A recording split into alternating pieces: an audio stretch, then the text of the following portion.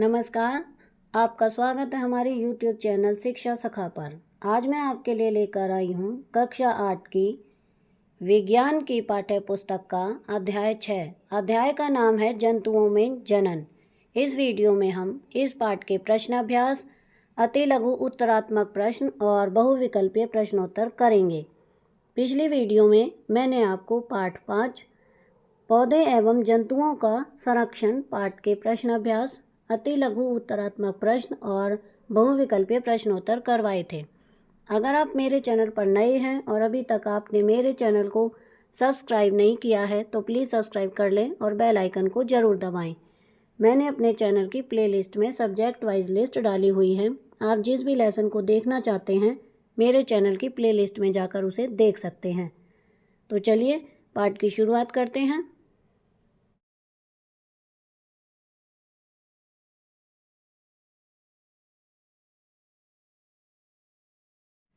अब हम इस पाठ के प्रश्न अभ्यास करेंगे। पहला प्रश्न है, सजीवों के लिए जनन क्यों महत्वपूर्ण है, समझाइए। उत्तर, सजीवों में जनन की महत्ता। यह जीवों में योग्यता है जिसके द्वारा वे अपने जैसे जीव पैदा करते हैं। जनन से प्रजाति की वृद्धि होती है। यह जैविक प्रक्रम बनाए रखना आवश्यक है। इससे गुणों का अगली पीढ़ी में स्थानांतरण होता है। प्रश्न 2, मनुष्य में निषेचन प्रक्रम को समझाइए। उत्तर, निषेचन। वृषण नर युग्मक शुक्राणु पैदा करते हैं। वृषण द्वारा लाखों शुक्राणु उत्पन्न होते हैं। प्रत्येक में एक सिर, मध्य भाग और एक पूंछ होती है। जनन का पहला चरण शुक्राणु और अंडाणु का संलयन है। नर से लाखों शुक्राणु मादा शरीर में डाले जाते हैं। शुक्राणु पूंछ द्वारा अंडाणु तक पहुंचने के लिए अंडवाहिनी में तैरते हैं। जब ये अंडाणु के पास आते हैं तो इनका संलयन होता है। इसे निषेचन कहते हैं, जिससे युग्मनज का निर्माण होता है। युग्मनज नए जीव का निर्माण करता है। ये चित्र मैंने यहाँ पर बनाया हुआ है। इस तरह आप भी बना सकते हैं। 3, सर्वोचित उत्तर चुनिए। कै आंतरिक निषेचन होता है। नंबर 1 मादा के शरीर में, नंबर 2 मादा के शरीर से बाहर, नंबर 3 नर के शरीर में, नंबर 4 नर के शरीर से बाहर। इसका सही उत्तर है नंबर 1 मादा के शरीर में। प्रश्न 2, एक टैडपोल जिस प्रक्रम द्वारा वयस्क में विकसित होता है वे हैं। पहला है निषेचन, दूसरा रोपण, तीसरा कायांतरण और चौथा है मुकुलन। इसका सही उत्तर है तीसरा, कायांतरण। गै एक युग्मनज में पाए जाने वाले केंद्रकों की संख्या होती है। कै एक, कोई नहीं, 2, 1, तीसरे का 2, चौथे का 4। इसका सही उत्तर है दूसरा, 1। प्रश्न 4, निम्न कथन सत्य अथवा असत्य संकेतित कीजिए। पहला, कै अंड प्रजनक जंतु विकसित शिशु को जन्म देता है, ये असत्य है। ख प्रत्येक शुक्राणु एक एकल कोशिका है, ये सत्य है। ग मेंढक में बाह्य निषेचन होता है, ये सत्य है। घ वह कोशिका जो मनुष्य में एक नए जीव का प्रारंभ युग्मक कहलाती है, ये असत्य है। ण निषेचन के पश्चात दिया गया अंडा एक एकल कोशिका है, ये सत्य है। च अमीबा मुकुलन द्वारा जनन करता है, ये असत्य है। 6 अलैंगिक जनन में भी निषेचन आवश्यक है, ये असत्य है। ज द्विखंडन अलैंगिक जनन की एक विधि है, ये सत्य है। झ निषेचन के परिणाम स्वरूप युग्मनज बनता है, ये सत्य है। अण भ्रूण एक एकल कोशिका का बना होता है, ये असत्य है। प्रश्न 5, युग्मनज और गर्भ में दो भिन्नताएं दीजिए। उत्तर, युग्मनज और गर्भ में दो भिन्नताएं। युग्मनज नंबर 1 शुक्राणु और अंडाणु का संलयन युग्मनज कहलाता है। गर्भ नंबर 1 भ्रूण की वह अवस्था जिसमें विभिन्न अंग पहचानने योग्य होते हैं।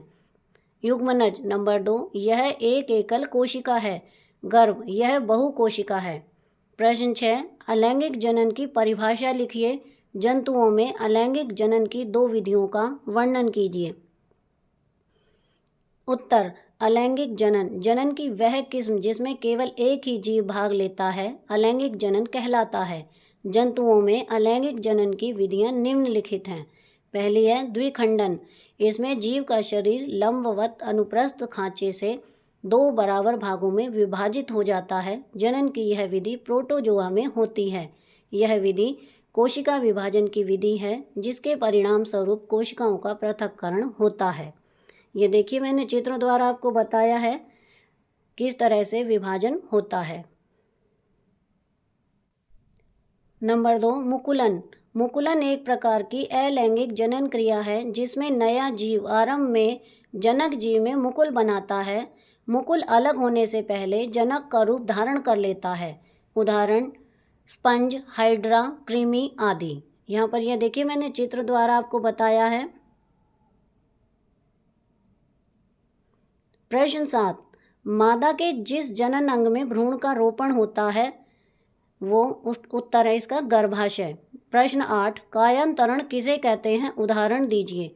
उत्तर, कायांतरण लार्वा के कुछ उग्र परिवर्तनों द्वारा वयस्क जंतु में बदलने की प्रक्रिया को कायांतरण कहते हैं। मैंने यहाँ पर मेंढक का चित्र बनाकर आपको दिखाया है। उपरोक्त चित्र में 3 चरण हैं। पहला अंडा, दूसरा टैडपोल लार्वा, तीसरा वयस्क।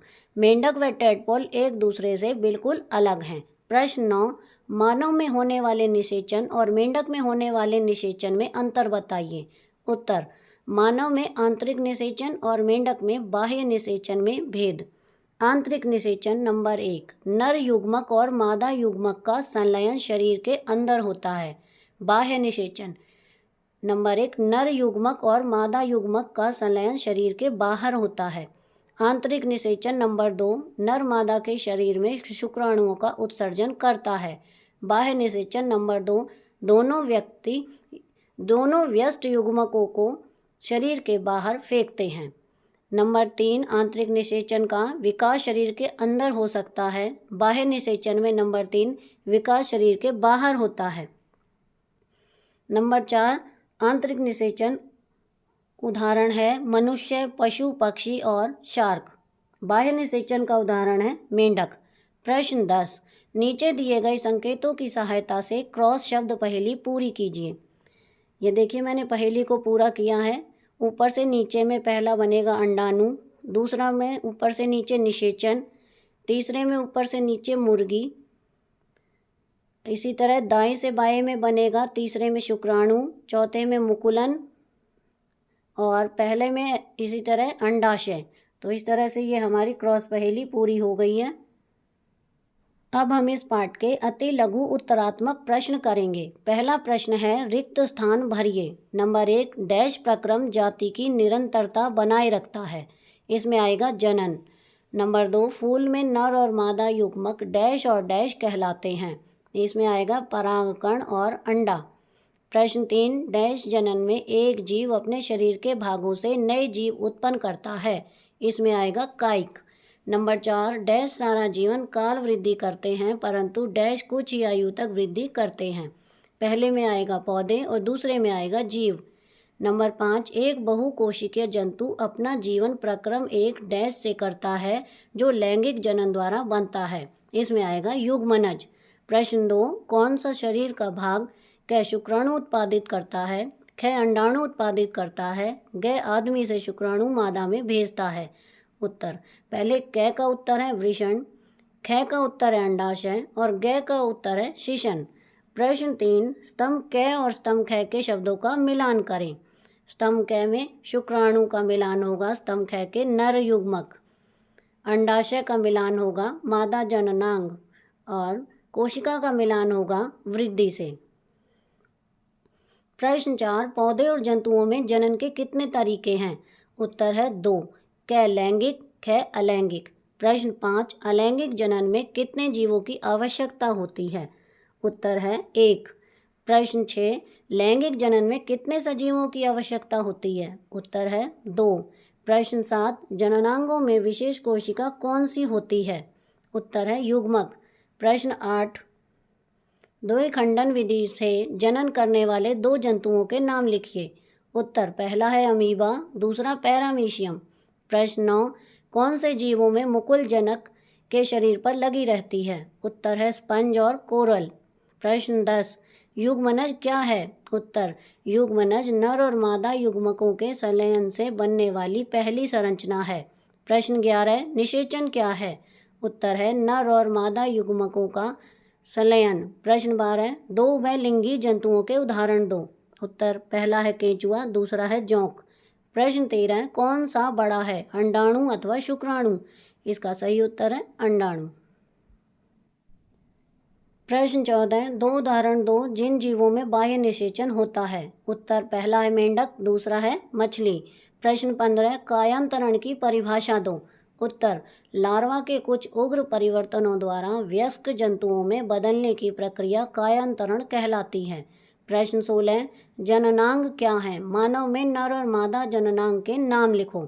उत्तर, जननांग जो विशेष कोशिकाएं युग्मक उत्पन्न करते हैं जननांग कहलाते हैं। मानव नर जननांग है वृषण और मादा जननांग है अंडाशय। प्रश्न 17, शुक्राणु नली का क्या कार्य है? उत्तर, शुक्राणु नली वृषण से शुक्राणु गर्भाशय में स्थानांतरण करती है। प्रश्न 18, हाइमन किसे कहते हैं? उत्तर है हाइमन योनि के बाहर पतली झिल्ली का डायफ्राम हाइमन कहलाता है। यह रजोनिवृत्ति के लिए सरंध्र होता है। प्रश्न 19, जनन किसे कहते हैं? उत्तर, जीवों द्वारा अपने जैसे जीव उत्पन्न करने की क्रिया को जनन कहते हैं। प्रश्न 20, अंडोत्सर्ग किसे कहते हैं? उत्तर है अंडाशय द्वारा अंडाणु निकालने की क्रिया को अंडोत्सर्ग कहते हैं। अब हम इस पाठ के बहुविकल्पीय प्रश्नोत्तर करेंगे। पहला प्रश्न है, मादा युग्मक को डैश कहते हैं? क बीजाणु, ख अंडाणु, ग शुक्राणु, घ भ्रूण। इसका सही उत्तर है ख अंडाणु।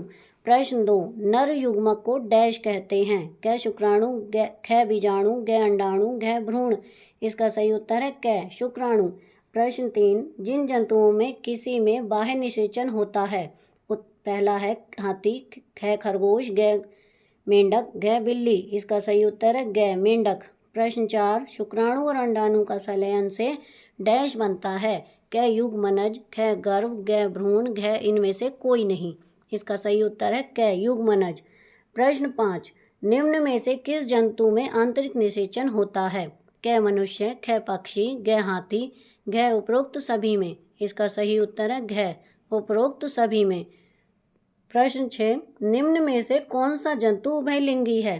क केंचुआ, ख मनुष्य, ग हाथी, घ कॉकरोच। इसका सही उत्तर है क केंचुआ। प्रश्न 7, अमीबा में किस प्रकार का अलैंगिक जनन होता है? क द्विखंडन, ख मुकुलन, ग खंडन, घ बहुविखंडन। इसका सही उत्तर है ख मुकुलन। प्रश्न 8, मादा जननांगों के किस भाग में शिशु का विकास होता है? क अंडाशय, ख अंडवाहिनी, ग गर्भाशय, घ इनमें से कोई नहीं। इसका सही उत्तर है ग गर्भाशय। प्रश्न 9, शुक्राणु तथा अंडाणु के मिलन को डैश कहते हैं? क परागन, ख आंतरिक निषेचन, घ बाह्य निषेचन, घ निषेचन। इसका सही उत्तर है घ निषेचन। प्रश्न 10, मुर्गी के अंडों को चूजा बनने में कितना समय लगता है? क 3 सप्ताह, ख 2 सप्ताह, घ 1 सप्ताह, घ 4 सप्ताह। इसका सही उत्तर है क 3 सप्ताह। प्रश्न 11, नए जीव उत्पन्न करने की क्रिया डैश कहलाती है? क उत्सर्जन, ख जनन, घ पाचन, घ श्वसन।